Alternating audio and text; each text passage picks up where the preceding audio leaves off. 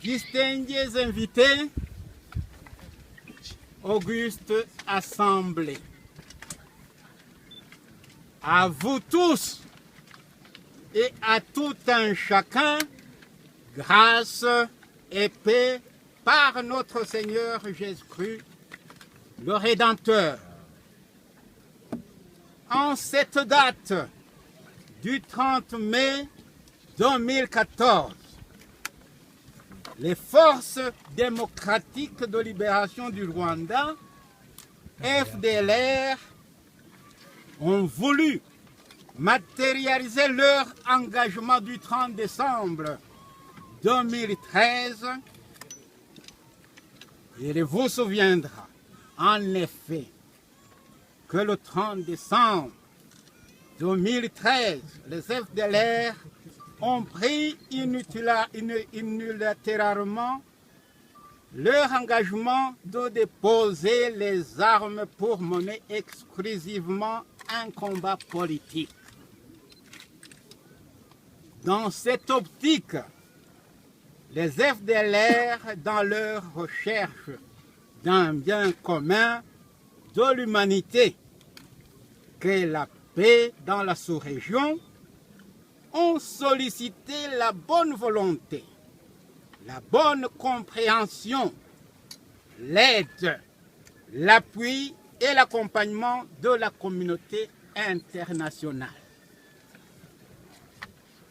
Toujours fidèles à leur engagement pour la paix et décidés à aller jusqu'au bout, les FDLR, en guise de concrétisation de la déclaration offre de paix du 30 décembre 2013, remettent aujourd'hui à la SADC sans armes dont 12 armes lourdes et 105 combattants désarmés, sont disponibles pour le cantonnement aussitôt que les conditions de leur prise en charge et sécurité ainsi que celles de leurs dépendants et de toute la population civile réfugiée rwandaise qui les protégeait sont garanties. La même opération devait se dérouler au même moment qu'ici à Lubumba au sud Kivu, mais hélas, suite aux difficultés d'accès au site, l'opération a été reportée à une date et endroit à communiquer incessamment.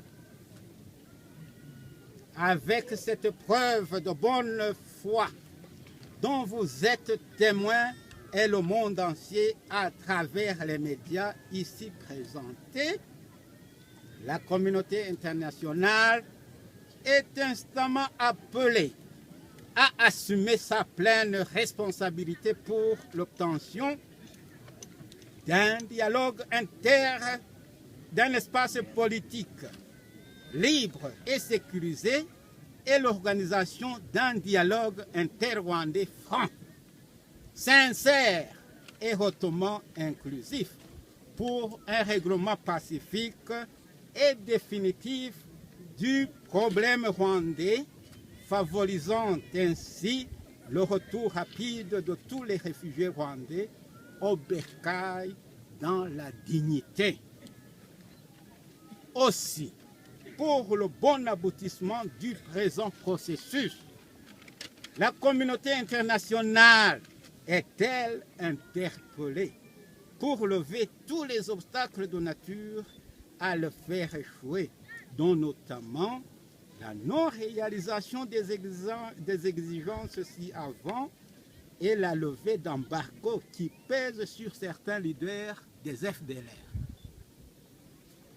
Par la même occasion, les FDLR tiennent à remercier très vivement le gouvernement et le peuple congolais pour l'accueil, l'hébergement et l'hospitalité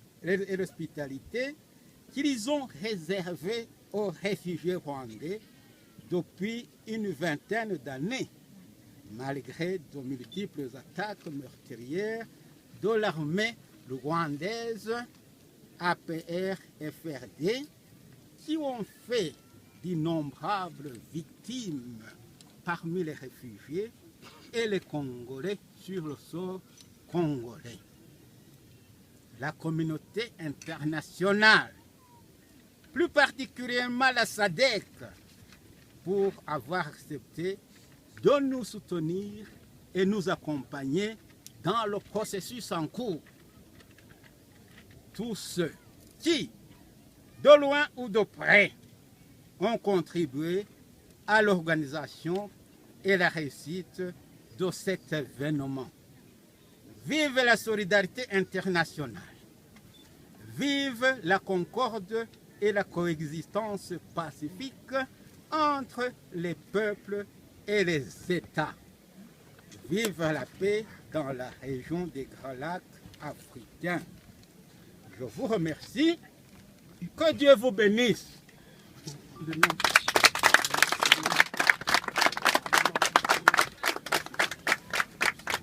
Signé général-major Giringiro Victor, président AI des FDLR.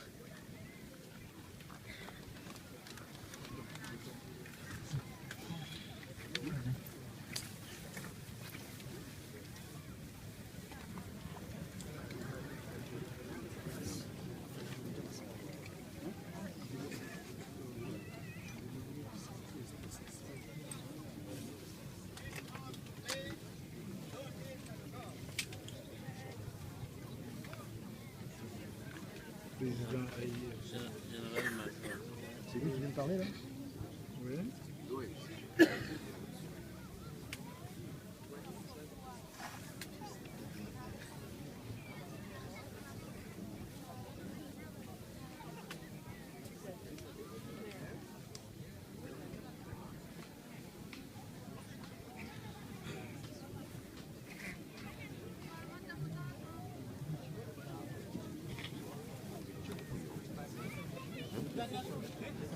sais pas ce qui s'est passé.